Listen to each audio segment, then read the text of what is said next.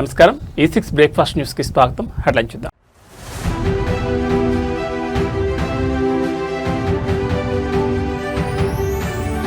రేవంత్ రెడ్డి పవన్ కళ్యాణ్ మధ్య match fixing. మాజీ మంత్రి జగదీష్ రెడ్డి సంచలన ఆరోపణ.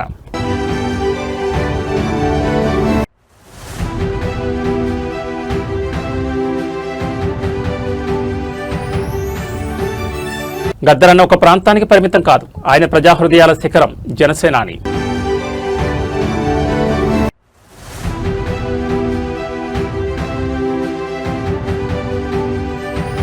జనసేన వారిలోకి జడ్చర్ల ఎమ్మెల్యే అనిరుద్ రెడ్డి ఎంట్రీ. పవన్ కళ్యాణ్ ఓటమిపై సంచలన కామెంట్స్.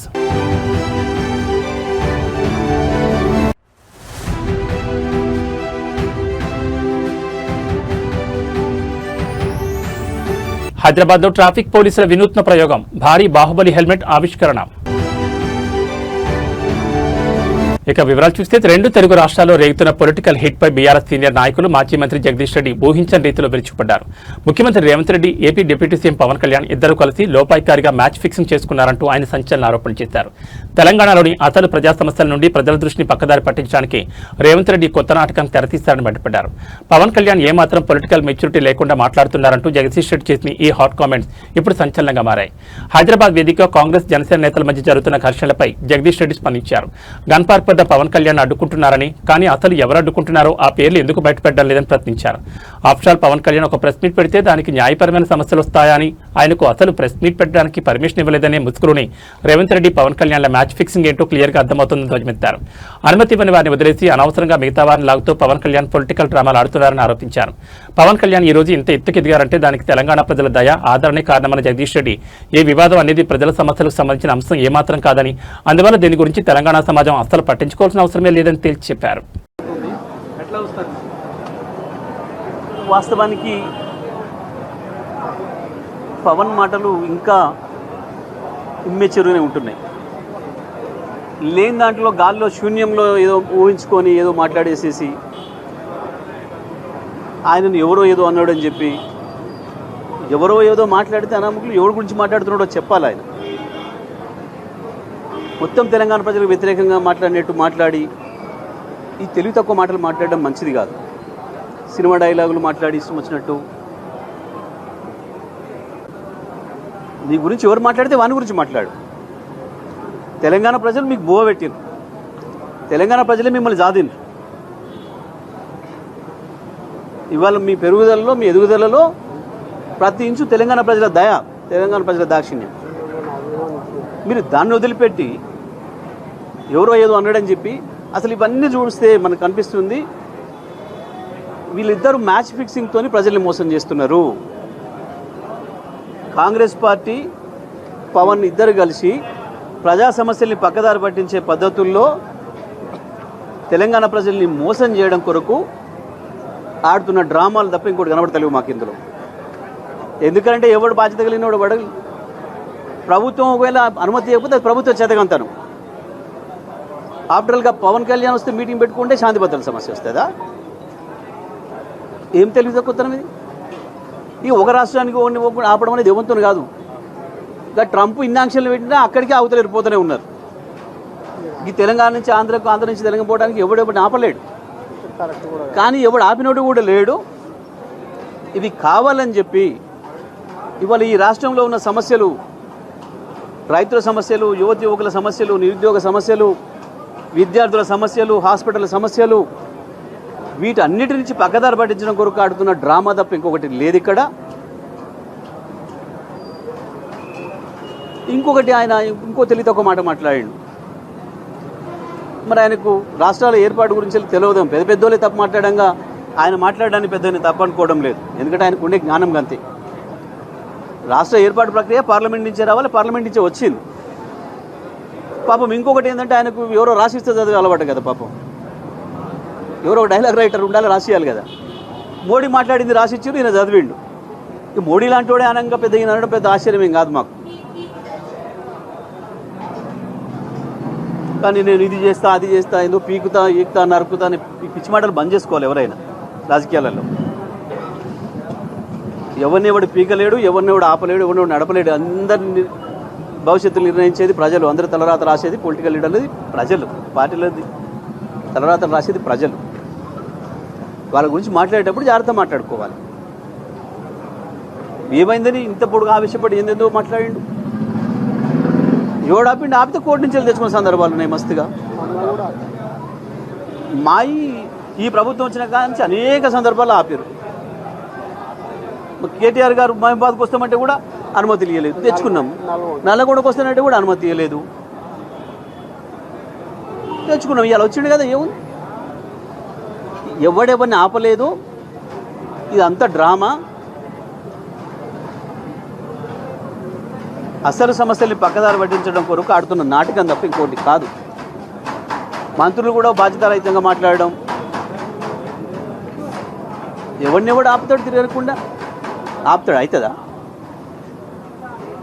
ఇది తెలంగాణ ఉద్యమ సందర్భంలో ఎవరు మాట్లాడలే, మేము ఉద్యమకారులు కూడా మాట్లాడలే. ఆ రకంగా ఎవరో బాధ్యత లేనో లేదో అన్నారని చెప్పి వాళ్ళని అడ్రస్ చేయకుండా, పేరు అడ్రస్ చేయకుండా మీరు మీరు అనే మాట్లాడింది తెలంగాణ ప్రజలనా?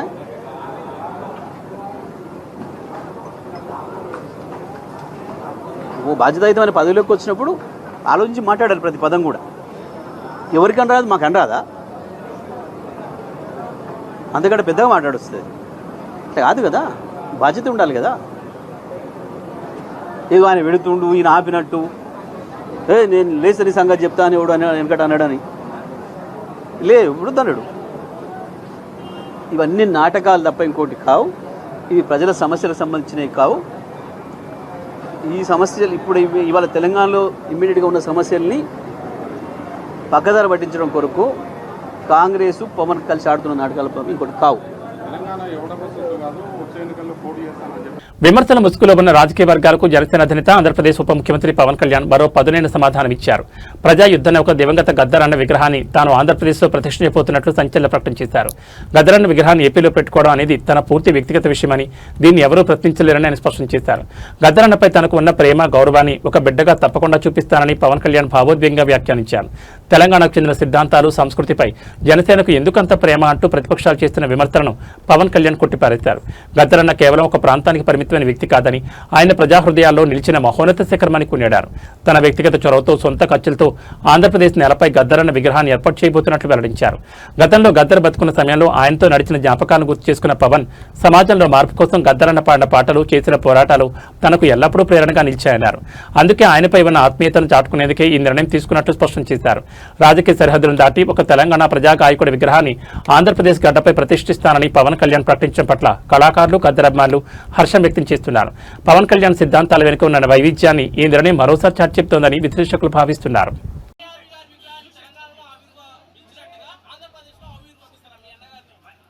నాన్నది నేను ఆవిర్భిస్తాను ఖచ్చితంగా. నాకు ఇది ఎలా జరుగుతుందో నాకు తెలియదు, కానీ నేనైతే గద్దరన్న తాలూకు స్ఫూర్తి అది నేను తీసుకున్న ప్రత్యేకంగా. నేను ఇలా కూర్చోబెట్టి మీకు భావోద్వేగంతో ఓట్ల కోసం నేను చేయట్లా. గద్దరన్నను ఎంత గుండెల్లో పెట్టుకోవాలో నాకు తెలుసు, అది మీకు తెలియజేస్తాను. జనసేన నేతల మధ్య నడుస్తున్న మాటల యుద్ధంలోకి జడ్చర్ల కాంగ్రెస్ ఎమ్మెల్యే అనిరుద్ రెడ్డి సంచలన ఎంట్రీ ఇచ్చారు. పవన్ కళ్యాణ్ గురించి మాట్లాడే అర్హత తనకు లేదంటూ జనసేన శ్రేణులు చేస్తున్న విమర్శలపై ఆయన తనదైన శైలిలో విరుచుకుపడ్డారు. నేను జడ్చర్లో మొదటిసారి పోటీ చేసినప్పుడు ఎమ్మెల్యేగా ఘన విజయం సాధించాను. పవన్ కళ్యాణ్ లాగా పోటీ చేసిన 2 స్థానాల్లో ఓడిపోలేదంటూ అనిరుద్ రెడ్డి చేసిన వ్యాఖ్యలు ఇప్పుడు పొలిటికల్ కారిడార్లో తీవ్ర దుమారాన్ని రేపుతున్నాయి. హైదరాబాద్ వేదికగా సాగుతున్న పొలిటికల్ క్లాషెస్ పై స్పందించిన అనిరుద్ రెడ్డి జనసేనానికి తనకు ఉన్న పొలిటికల్ ట్రాక్ రికార్డును తెరపెక్కించారు. పవన్ కళ్యాణ్ గురించి మాట్లాడే ముందు అర్హత చూసుకోవాలంటున్న వారికి తన ఎన్నికల విజయమే ఒక సమాధానమని స్పష్టం చేశారు. తాను రాజకీయాల్లోకి వచ్చి జడ్చర్ల నుంచి బరిలోకి దిగిన మొదటి ప్రయత్నంలోనే ప్రజల ఆశీర్వాదంతో అసెంబ్లీకి ఎన్నికయ్యాలని గుర్తు చేశారు. కానీ పవన్ కళ్యాణ్ గత 2019 ఎన్నికల్లో 2 నియోజకవర్గాల్లో పోటీ చేసి 2 చోట్ల ఓటమి చవిచూశారని, అలాంటప్పుడు ప్రజల చేత నేరుగా గెలిచిన ఎమ్మెల్యేగా పవన్ కళ్యాణ్ విధానాలను ప్రశ్నించే పూర్తి అర్హత, హక్కు తనకే ఎక్కువగా ఉంటుందని అనిరుద్ రెడ్డి గట్టిగా వాదించారు. జడ్చర్ల ఎమ్మెల్యే అనిరుద్ రెడ్డి చేసిన ఈ ఎన్నికల విజయం, ఓటమి, పోలిక వ్యాఖ్యలపై జనసేన శ్రేణులు తీవ్రంగా మండిపడుతున్నాయి. పవన్ కళ్యాణ్ ప్రస్తుత ప్రజాదరణ, ఏపీలో సాధించిన అఖండ విజయం మరియు ఉప ముఖ్యమంత్రి హోదాను చూసి మాట్లాడాలని కౌంటర్లు ఇస్తున్నాయి. ఏదేమైనా ఒకరి అర్హతలను మరొకరు ప్రశ్నించుకుంటూ తెలుగు రాష్ట్రాల నేతలు చేస్తున్న ఈ విమర్శలు మున్ముందు ఇంకెంతటి ఉధృతికి దారితీస్తాయో చూడాలి. మీ వాళ్ళు అంటున్నారు అనిరుద్ రెడ్డికి నీకు అర్హత లేదు పవన్ కళ్యాణ్ మీద మాట్లాడతాంకో అని. నేను ఒకటే అడుగుతున్నాను, నేను ఫస్ట్ టైం నిలబడ్డా, జడ్చర్ల ప్రజలు నన్ను గెలిపించిండు. నువ్వు ఫస్ట్ టైం 2 ప్లేస్లు నిలబడితే నువ్వు ఎందుకు ఓడిపోయినావు? నీకన్నా ఎక్కువ అర్హత నాకున్నట్టే కదా. ఇంకోసారి బైక్ నడిపేటప్పుడు హెల్మెట్ ధరించడం ఎంత ముఖ్యమో చెప్పడానికి హైదరాబాద్ ట్రాఫిక్ పోలీస్ విభాగం ఒక సరికొత్త వినూత్న ప్రయోగానికి శ్రీకారం చుట్టింది. సికింద్రాబాద్లోని అత్యంత కీలకమైన సంగీత్ క్రాస్ రోడ్స్ వద్ద ప్రత్యేకంగా ఏర్పాటు చేసిన అతిపెద్ద బాహుబలి హెల్మెట్ ను మల్కాజ్గిరి సిపి సుమతి అధికారికంగా ఆవిష్కరించారు. ద్విచక్ర వాహనదారులు ప్రయాణించేటప్పుడు తప్పనిసరిగా హెల్మెట్ ధరించాలనే సందేశాన్ని ప్రజల్లోకి బలంగా తీసుకెళ్లేందుకు ఈ భారీ హెల్మెట్ ను ఇక్కడ ఏర్పాటు చేశారు. రోడ్డు ప్రమాదాల బారిన పడి ద్విచక్ర వాహనదారులు ప్రాణాలు కోల్పోతున్న సంఘటనలను అరికట్టడమే లక్ష్యంగా ట్రాఫిక్ పోలీసులు ఈ అవగాహన కార్యక్రమం చేపట్టారు. హెల్మెట్ ఆవిష్కరణ అనంతరం సిపి సుమతి మాట్లాడుతూ రోడ్డు ప్రమాదాలు జరిగినప్పుడు తలకు తీవ్ర గాయాలు కాకుండా కాపాడడంలో మరియు ప్రాణ నష్టాన్ని నివారించడంలో హెల్మెట్ అత్యంత కీలక పాత్ర పోషిస్తుందని గుర్తు చేశారు. కేవలం జరిమానాలకు భయపడి కాకుండా తమ కుటుంబాల కోసం ప్రతి ఒక్కరూ బాధ్యతగా హెల్మెట్ ధరించాలని కోరారు. ప్రయాణికులు ప్రతి ఒక్కరూ ట్రాఫిక్ నిబంధనలు ఖచ్చితంగా పాటించి సురక్షితమైన ప్రయాణ సంస్కృతిని అలవర్చుకోవాలని ఆమె సూచించారు. సికింద్రాబాద్ నడిబొడ్డున కొలువుదీరిన ఈ బాహుబలి హెల్మెట్ ప్రస్తుతం వాహనదారులను ఆలోచింపచేయడమే కాకుండా ఒక అద్భుతమైన అవేర్నెస్ సెంటర్గా నిలిచింది. మీ ప్రయాణం సురక్షితంగా ఉండాలంటే హ్యాండ్ పార్క్ హెల్మెట్ తగిలించడం కాదు, తలకు తగిలించడం ముఖ్యమనే విషయాన్ని గుర్తుంచుకోండి అని అంటున్నారు.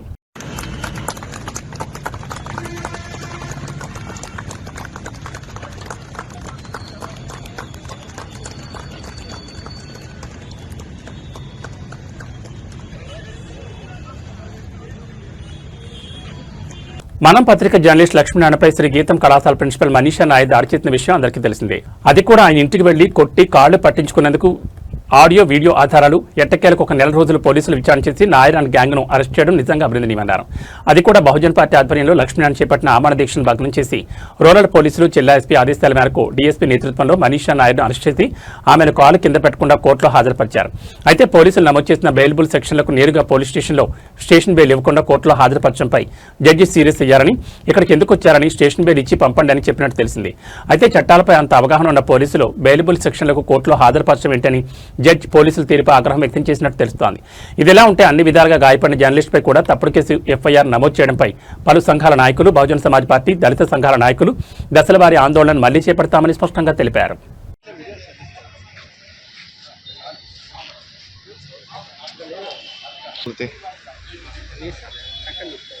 నేను ఆన్లో పెట్టినాలే.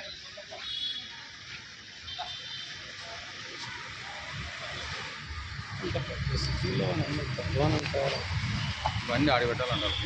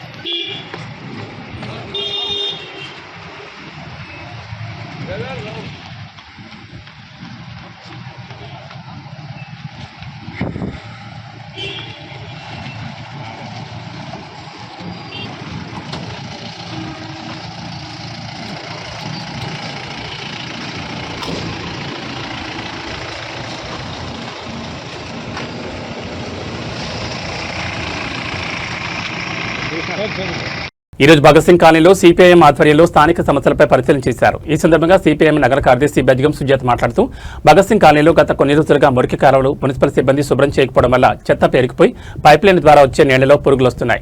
వాటి ద్వారా అక్కడున్న ప్రజలు అనారోగ్యానికి గురవుతున్నారు. కాబట్టి మురికి కాలువలు ఎప్పటికప్పుడు శుభ్రం చేసి ప్రజలు అనారోగ్యాల పాలు కాకుండా చూడాలని ప్రభుత్వం డిమాండ్ చేశారు. లేదంటే ప్రజలందరినీ ఏకం చేసి స్థానిక సమస్యలపై పోరాటాలు నిర్వహిస్తామని ప్రభుత్వాన్ని హెచ్చరించారు. ఈ కార్యక్రమంలో స్థానికులు రాజు, సాయిలు, హాయ్, మతి, రిజ్వానా, రబ్బానీ, రజనీ, కవిత, సుమ తదితరులు పాల్గొన్నారు.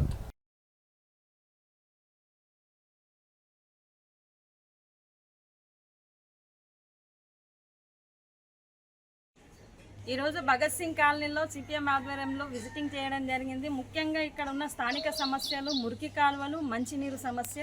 మురికి కాలువలు నిల్వ ఉండడం వల్ల వాటిల్లో చెత్త పేరుకుపోవడం వల్ల ఆ మురికి నీళ్లు నల్ల గుంతలలో కూడా వస్తున్నాయి. మంచి నీళ్లు సన్నగా రావడం జరుగుతుంది. ఆ వచ్చే సన్నటి నీళ్ళల్లో కూడా పురుగులు వస్తూ ఉన్నాయని చెప్పేసి జనాలు చెప్తా ఉన్నారు. కాబట్టి ఈ సమస్య పరిష్కారం కోసం మురికి కాలువలు శుభ్రం చేయాల్సిన బాధ్యత మున్సిపల్ కార్మికులపై ఆధారపడి ఉంది. అట్లాగే మంచినీళ్ళు రావట్లేదని కంప్లైంట్ చేయడం జరుగుతుంది. మంచినీళ్ళు కూడా వాళ్ళకి సరిపడా విధంగా రావాలి. ఒకవేళ పైప్ లైన్లో ఇబ్బంది ఉంటే ట్యాంకర్లు పంపించాలని విజ్ఞప్తి చేస్తూ ఉన్నాము. లేదంటే ఈ సమస్యల మీద ప్రజలందరినీ కూడా ఏకం చేసి ఆందోళన కార్యక్రమాలు చేస్తామని ప్రభుత్వాన్ని హెచ్చరిస్తూ ఉన్నాం.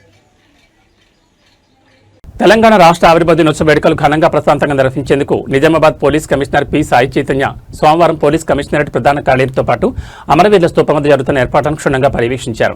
ఈ సందర్భంగా వేడుకల నిర్వహణకు సంబంధించిన అన్ని ఏర్పాట్లను పరిశీలించిన కమిషనర్ వేదిక నిర్మాణం, హత్యలు కూర్చునే ఏర్పాట్లు, పార్కింగ్ సదుపాయాలు, భద్రతా చర్యలు, ట్రాఫిక్ నియంత్రణ, త్రాగునీరు, విద్యుత్ సౌకర్యాలు తదితర అంశాలపై అధికారులకు పలు సూచనలు చేశారు. కార్యక్రమం జరిగే ప్రదేశాల్లో ఎటువంటి అవాంఛనీయ సంఘటనలు చోటు చేసుకోకుండా పటిష్ట భద్రతా చర్యలు చేపట్టాలని ఆదేశించారు. అనంతరం అమరవీరుల స్తూపాన్ని సందర్శించి అక్కడ నిర్వహిస్తున్న ఏర్పాట్లను పరిశీలించారు. తెలంగాణ రాష్ట్ర సాధన కోసం ప్రాణత్యాగం చేసిన అమరవీరులకు ఘనంగా నివాళులర్పించే కార్యక్రమం గౌరవప్రదంగా నిర్వహించేందుకు అవసరమైన అన్ని చర్యలు తీసుకోవాలని సంబంధిత అధికారులకు సూచించారు. స్తూపం పరిసర ప్రాంతాల్లో పరిశుభ్రత, భద్రత, ట్రాఫిక్ నిర్వహణపై ప్రత్యేక దృష్టి సారించాలని పేర్కొన్నారు. తెలంగాణ ఆవిర్భావ దినోత్సవ వేడుకలు విజయవంతంగా నిర్వహించేందుకు పోలీస్ శాఖ తరఫున అన్ని విధాల సమన్వయంతో ఏర్పాట్లు చేస్తున్నామని అన్నారు. ఈ సందర్భంగా special branch inspector Sridhar Reddy, town 4 SHO Satish, Nizamabad north tahsildar V Anil, Giridhar and Sailu తదితరులు పాల్గొన్నారు.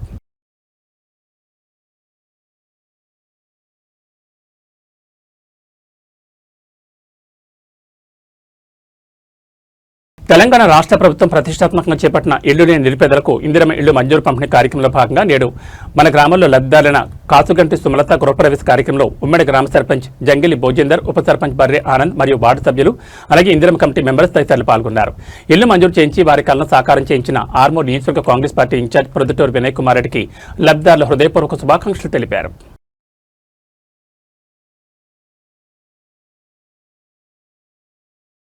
తెలంగాణ రాష్ట్ర ఆవిర్భావ దినోత్సవ వేడుకలు మల్కాజ్గిరి మాజీ ఎమ్మెల్యే మైనంపల్లి హనుమంతరావు ఆదేశాల మేరకు కాంగ్రెస్ పార్టీ నాయకులు మల్కాజ్గిరి ఇన్ఛార్జ్ తోట లక్ష్మీకాంత్ రెడ్డి ఆధ్వర్యంలో గోల్నా కోడలో ఘనంగా నిర్వహించారు. ఈ సందర్భంగా జాతీయ పతాకాన్ని ఎగురవేసి రాష్ట్ర అవతరణ దినోత్సవ శుభాకాంక్షలు తెలిపారు. ఈ సందర్భంగా ప్రత్యేక తెలంగాణ రాష్ట్ర సాధన కోసం ప్రాణత్యాగం చేసిన అమరవీరులకు ఘనంగా నివాళులర్పించారు. ఈ సందర్భంగా వారు మాట్లాడుతూ తెలంగాణ రాష్ట్రం ఏర్పడి 12 సంవత్సరాలు పూర్తి చేసుకుని అభివృద్ధి దిశగా పయనిస్తుందని తెలిపారు. ఆ రోజు కాంగ్రెస్ పార్టీ కొన్ని వందల మంది అమరుల త్యాగాలను గుర్తించి సోనియా గాంధీ ఇచ్చిన తెలంగాణ ఎంతో అభివృద్ధి దిశగా దూసుకుపోతుందని అన్నారు. తెలంగాణ కోసం పోరాడిన అమరవీరుల త్యాగాలు చిరస్మరణీయమని, వారి ఆకాంక్షలకు అనుగుణంగా రాష్ట్ర ప్రభుత్వం పనిచేస్తుందని పేర్కొన్నారు. ఈ కార్యక్రమంలో అల్వార్ సర్కిల్ కాంగ్రెస్ పార్టీ నాయకులు, కార్యకర్తలు పెద్ద సంఖ్యలో పాల్గొన్నారు.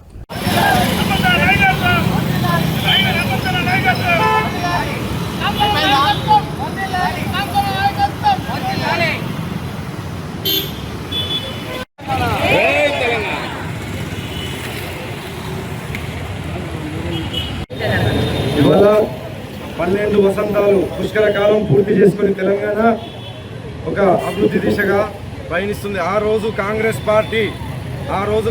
పార్టీ కొన్ని వందల మంది త్యాగాలను గుర్తించి అమ్మ సోనియమ్మ ఇచ్చినటువంటి తెలంగాణ ఇవాళ 12 వసంతాలు పూర్తి చేసుకొని ఒక అభివృద్ధి దిశలో పోతుంది. దానికి సహకరిస్తున్నటువంటి ప్రతి ఒక్క తెలంగాణ వాసులకు, ప్రతి ఒక్కరికి ఇక్కడికి వచ్చిన ప్రింట్ అండ్ ఎలక్ట్రానిక్ మీడియా అందరికి కూడా కృతజ్ఞతలు. ఇంకా ముందుకు వెళ్ళాలని మనస్ఫూర్తిగా ఒక కాంగ్రెస్ కార్యకర్తగా కోరుకుంటూ ధన్యవాదాలు. రాష్ట్ర ఆవిర్భావ దినం సందర్భంగా ముఖ్యంగా మొట్టమొదటి తెలంగాణ వాసులకు శుభాకాంక్షలు తెలియజేస్తూ మరి సుదీర్ఘ పోరాటం సందర్భంగా 1969 నుంచి తెలంగాణ పోరాటం జరిగిన తర్వాత మన కేంద్రంలో యూపీఏ ప్రభుత్వం సోనియా గాంధీ నాయకత్వంలో ఏర్పాటు జరగడం, అక్కడ కామన్ మినిమం ప్రోగ్రాంలో తెలంగాణ ఇస్తామని చెప్పి ప్రామిస్ చేయడము, దానివల్ల తెలంగాణ రాష్ట్రం సిద్ధిస్తుందని చెప్పి అందరూ ఆకాంక్షించారు. ఆ తర్వాత మరి ఆంధ్ర పాలకుల ఒత్తిడితో మళ్ళీ యూటర్న్ చేసుకున్న తర్వాత అన్ని రాజకీయ పక్షాలు ఏకమై 2009 నుంచి పోరాటం చేసిన తర్వాత దాదాపు 1200 మంది అమరవీరుల పోరాటం ఫలితంగా సోనియా గాంధీ మరి చెల్లించి ఆమె ఖచ్చితంగా తెలంగాణ ఇస్తామని చెప్పి యూపీఏ పార్లమెంట్లో బిల్లు పెట్టి మరి 2013 మార్చిలో బిల్లు మరి ఆమోదం తెలిపింది. ఆ తర్వాత 2014 జూన్ 2న మన ఆవిర్భావ దినోత్సవం తెలంగాణ ఫార్మేషన్ ప్రారంభించడం, ఇప్పటికి 12 సంవత్సరాలు తెలంగాణ ఆవిర్భావ దినోత్సవం జరిగింది. ముఖ్యంగా ఈ తెలంగాణ ఉద్యమంలో ఎవరైతే ప్రాణాలు కోల్పోయి అసూలు బాసిన తెలంగాణ అమరవీరులకు మరి జోహార్లు అర్పిస్తూ, అదేవిధంగా తెలంగాణ రాష్ట్రం 14 జూన్ 2న భారతదేశం 29వ రాష్ట్రంగా అధికారంగా ఏర్పడింది. తెలంగాణ ప్రజలు ఎన్నో సంవత్సరాల పాటు ప్రత్యేక రాష్ట్రం కోసం శాంతియుత ఉద్యమాలు నిర్వహించారు. ఉద్యమాల ఫలితంగా తెలంగాణ రాష్ట్రం ప్రారంభించింది. తెలంగాణ గొప్ప చరిత్ర, సాంస్కృతిక వారసత్వం మరియు సంప్రదాయాలు ఉన్నాయి. బతుకమ్మ, బోనాలు, పండుగలు తెలంగాణ ప్రత్యేకతను ప్రతిబింబిస్తాయి. వ్యవసాయం, పారిశ్రమలు, సమాచార సాంకేతిక రంగంలో తెలంగాణ విశేష అభివృద్ధిని సాధించింది. ఆరంభోత్సవ దినోత్సవం సందర్భంగా తెలంగాణ కోసం పోరాడిన అమరవీరులకు సమర్పించుకుంటాం. రాష్ట్ర అభివృద్ధికి మనం కొంత కృషి చేయాలని సంకల్పిస్తున్నాను. జై తెలంగాణ, జై హిందూ, జై హిందూ. బడుగు బలహీన వర్గాలే కాకుండా చిన్న పిల్లవాడి నుంచి ముసలి వరకు మరి ఆ రోజు ఉద్యమంలో పాల్గొని ఈ యొక్క తెలంగాణ సాధించిన సందర్భంగా ఇక్కడ కాంగ్రెస్ పార్టీ ఆధ్వర్యంలో మరి పెద్ద ఎత్తున తెలంగాణ అమరవీరులకు నివాళులు అర్పిస్తూ వాళ్ళని జ్ఞాపకం చేసుకుంటూ మరి ఆ రోజు పోరాట ఘటనలను జ్ఞాపకం చేసుకుంటూ ఈరోజు ఇక్కడ ఈ యొక్క కార్యక్రమం జరుగుతూ ఉన్నది. మరి ఈ కార్యక్రమానికి వచ్చిన అక్కలకు, అన్నలకు, కాంగ్రెస్ నాయకులకు అందరికీ పేరు పేరున పాదాభివందనాలు తెలియజేస్తున్నా. అలాగే తెలంగాణ శుభాకాంక్షలు తెలియజేస్తూ ఉన్నాం. సోదరులారా, ఈరోజు మరి దాదాపు 12-13 సంవత్సరాలు కాబోతూ ఉంది తెలంగాణ వచ్చి. గత 10 సంవత్సరాల నుండి మరి తెలంగాణ కోసం ఎన్నో వాగ్దానాలు చేసినటువంటి బీఆర్ఎస్ ప్రభుత్వం 7 గొంగడంటే ఏసిందారిన ఉన్నట్టు మరి వాళ్ళ సమస్యలను పక్కన పెట్టి ఆ రోజు చేయకుండా ఈరోజు అధికారంలో వచ్చినటువంటి కాంగ్రెస్ పార్టీని దూషిస్తూ అవాకులు చబాకులు పేలుతూ ఉన్నారు. అదేవిధంగా కోస్తాంధ్రలో ఉన్న డిప్యూటీ సీఎం పవన్ కళ్యాణ్ గారు తెలంగాణ ఆంధ్ర ఏర్పడిన తర్వాత 11 రోజులు నేను అన్న పానీయాలు ఈరోజు మైనంపల్లి హనుమంతరావన్న గారి ఆదేశానుసారము లక్ష్మీకాంత్ రెడ్డి గారి నియోజకవర్గం యొక్క సభ్యుడు వారి యొక్క ఆధ్వర్యం లోపల ఈరోజు యావత్ తెలంగాణ రాష్ట్రం యొక్క ఆవిర్భావ దినోత్సవం సందర్భంగా అల్వాల్ సర్కిల్ లోపల రాజీవ్ గాంధీ విగ్రహం వద్ద కాంగ్రెస్ కార్యకర్తలము ఒక 6 డివిజన్లు అల్వాల్ సర్కిల్ లోపల ఉన్నటువంటి కాంగ్రెస్ కార్యకర్తలం అందరం కూడా ఇక్కడికి వచ్చి మేము అబాసుపాలైనటువంటి వాళ్లకు తెలంగాణ అమరవీరులకు జోహార్లు సమర్పిస్తూ తెలంగాణ ఆవిర్భావ దినోత్సవం విజయవంతంగా కావాలి, దినదినము అభివృద్ధి చెందాలని చెప్పి మేము కోరుతా ఉన్నాం. అదేవిధంగా మనకు 1959వ సంవత్సరం లోపల ఇది తెలంగాణ అనేటువంటిది హైదరాబాద్ రాష్ట్రం లోపల ఉండి హైదరాబాద్ లోపల ఉండే. అటు తర్వాత మనల్ని 1969 లోపల తెలంగాణ ఉద్యమం ప్రారంభం చేసినాం. ఇది తెలంగాణను తర్వాత 1956 తర్వాత మనకు ఆంధ్ర రాష్ట్రం లోపల కలిపి 2 రాష్ట్రాలుగా ఏర్పాటు చేయడం జరిగింది. ఆ క్రమం లోపల ఇక్కడ తెలంగాణ లోపల వచ్చినటువంటి ఫండ్స్ ఏవైతే ఉన్నాయో హైదరాబాద్ లోపల వచ్చినటువంటి ఫండ్స్ మొత్తం కూడా ఆంధ్రాకు తీసుకుపోవడం జరిగింది. ఆ క్రమం లోపలనే మనము తెలంగాణ ఉద్యమాన్ని మేధావులు, విద్యార్థులు, రాజకీయ నాయకులు, కార్యకర్తలు, కార్మికులు అందరం కూడా కైవసం చేసుకొని అందరం కూడా పోరాటం చేయడం జరిగింది. ఆ పోరాటంలో భాగంగానే తెలంగాణను ఆ రోజు ఉన్నటువంటి యూపీఏ ప్రభుత్వంలో ఉన్నటువంటి చైర్మన్ సోనియా గాంధీ గారి యొక్క దయా దాక్షణ్యాలతోనే ఇది తెలంగాణ రాష్ట్రం ఏర్పడింది. మొట్టమొదటి ప్రథమ ముఖ్యమంత్రిగా ఉన్నటువంటి కేసీఆర్ కూడా తెలంగాణ ఇచ్చిన సోనియా గాంధీకి పాదాభివందనం చేసిండు. ఎందుకు అంటే ఇది మీరు తెలంగాణ రాష్ట్రం మీరు ఇవ్వకపోతే మాకు రాకపోతుండే అనేటువంటి ఉద్దేశంగా తెలంగాణను సాధించుకునే సందర్భం లోపల మూడే ముఖ్యమైనటువంటి విషయాలు: నిధులు, నియామకాలు, తర్వాత నీళ్లు, నిధులు, నియామకాలు. ఈ మూడింటి లోపల మనం అన్యాయానికి గురైనాం. కాబట్టి నీళ్లు, నిధులు, నియామకాలు పుష్కలంగా మనకు జరగాలి అనేటువంటి ఉద్దేశంతో మనము తెలంగాణను సాధించుకున్నాం. తెలంగాణ అనేటువంటి రాష్ట్రం మనకు జూన్ 2, 2014 లోపల మనకు. ఏబీ బులెటిన్ విశేషాలు. నమస్కారం.